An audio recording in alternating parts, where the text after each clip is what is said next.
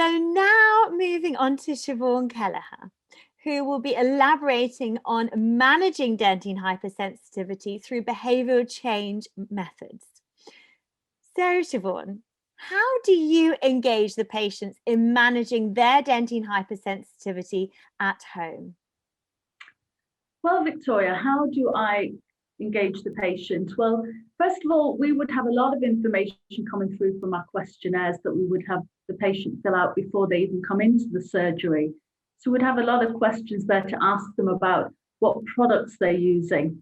And then going on from that, there in the chair as part of the data collection, as part of doing the consultation, I would tend to work with a coaching approach like motivational interviewing.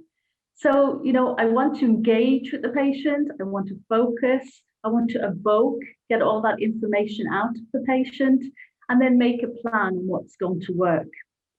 So if we keep with motivational interviewing and the guiding principles, and if we think of rule, so R-U-L-E, so the R first is that resisting, that kind of fighting reflex that we get, say, sometimes with a patient when we start engaging, about their oral hygiene or hypersensitivity.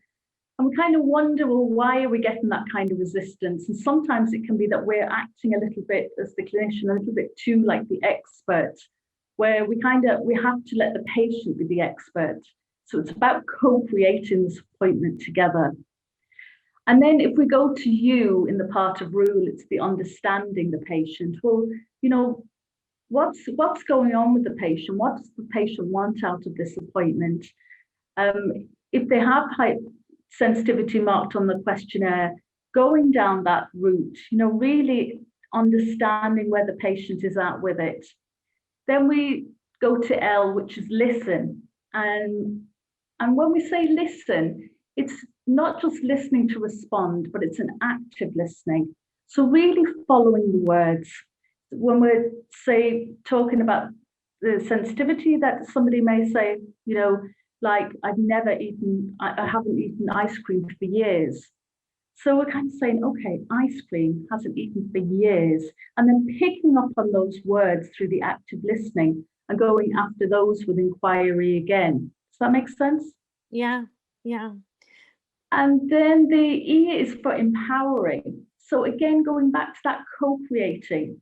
What is their knowledge? What do they know about hypersensitivity?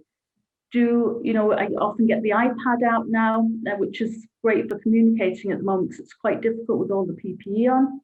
So testing where their knowledge of hypersensitivity is, getting the iPad, showing some, I have some of my favorite little clips and saying, were you aware of this at all? I will sometimes say, oh my goodness, no, do you really think you can actually help me then? We say, yes, of course we can really support you with this.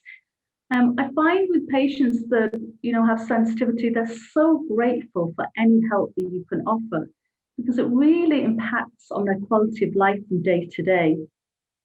Just even a drink of cold water, never mind the ice cream or, that lovely sorbet on Valentine's Day. So any little help that we can guide and support our patients with, they are really, really grateful. Absolutely. And are there any particular tools that you'd hone in on that you'd utilize specifically for this purpose for the listeners? Well, I would use, so if it's a new patient that comes, to the practice for the first time, we would definitely do a scaling technique. So, where is the pain at right now? With the hypersensitivity between 1 and 10, I always say, above 7 being quite severe. So we'll mark that down. Then we might use the scaling, if it's really severe, well, how is this impacting on your quality of life? So again, between 1 and 10, we'll mark that down. So 7, above 7, again, be very severe. And then we have that recording in our notes. So, there's always follow-up. We can always, if sensitivity is to return again in the future, to go back. What was the treatment plan that maybe worked for this patient? Again, going back to that active listening, what's going on with the patient?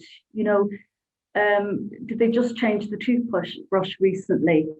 Oh, I just tried this new whitening toothpaste. My goodness, my mouth's, really not the same in the last couple of weeks.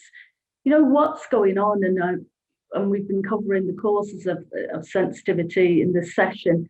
So just really listening to those answers and, how can I help in my role, if you like? And is it that I can help by product recommendation, or who else needs to come in? Who else needs to be called in? Maybe the dentist, maybe the specialist for occlusion. Can you give some examples now, I guess, again, more specifically, on how you'd use specific behavioural change tools for different scenarios? The scaling again, so on the scaling for the patient, those scalings can be important just to monitor the patient.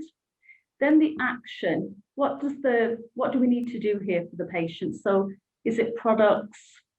So often we would start with the products, don't we? We send them home with the products.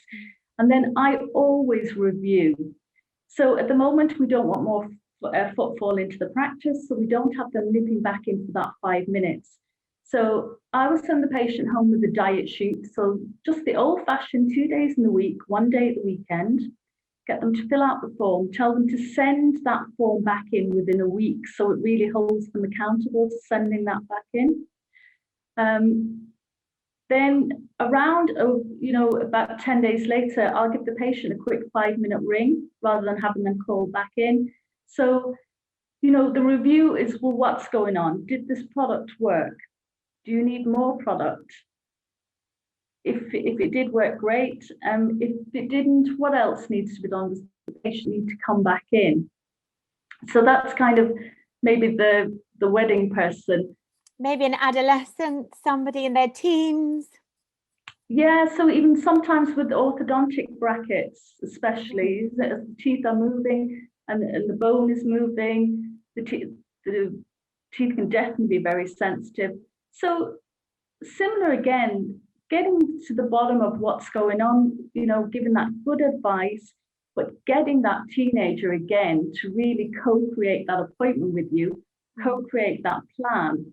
Because if they don't believe it in themselves or think that it's important, and again, going back to sensitivity is one thing I find that patients do want, they will work with you to get rid of it, but often a patient may not be aware that there is ways of getting rid of it and that it's just part of life.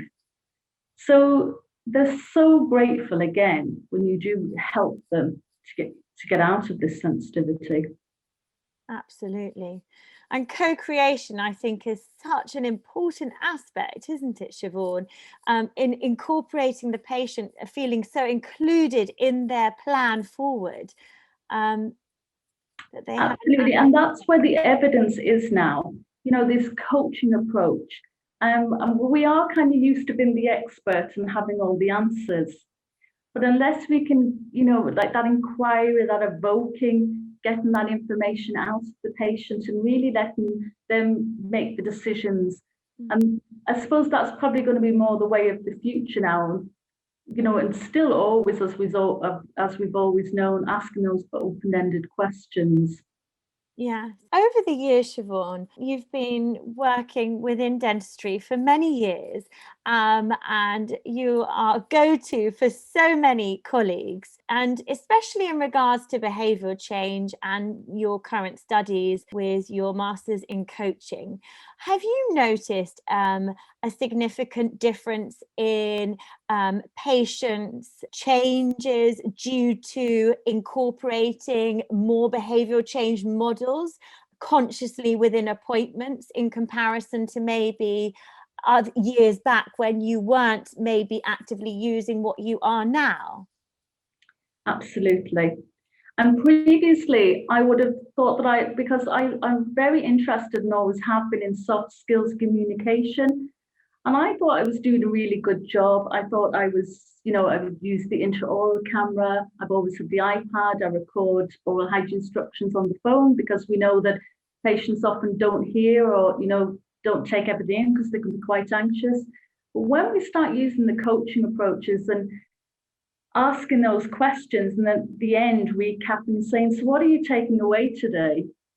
sometimes I'm a bit taken back on what they say back to me. And that was something I never used to do previously. And then you sometimes have to kind of go back again a little bit, and go back to that co-creating the appointment again and rephrasing how you put that advice across. So, it's something to start trialing and just ask that at the end of the appointment. What 2 messages, what 3 messages are you taking away today? Yeah. Well, I think that is a very good take home in itself. So thank you so much, Siobhan, for everything you've shared today. Many tips within that on supporting us as clinicians in supporting the patients in the behavioural change specifically related to dentine hypersensitivity. Is there anything else you'd like to add before we end this webinar recording today? Any additional tips for any clinicians out there? I think really the availability of products at the moment, especially during COVID, people live in isolated areas. Perhaps you're recommending products in the local chemist that may not be in stock at the moment. It's one thing we're noticing. So just signposting, where can patients find these products? Is it online? Do you have them available in the practice? But it's just one thing to really highlight there at the moment. Yeah, good point. Good point. Thank you very much, Siobhan. Thank you so much, Victoria.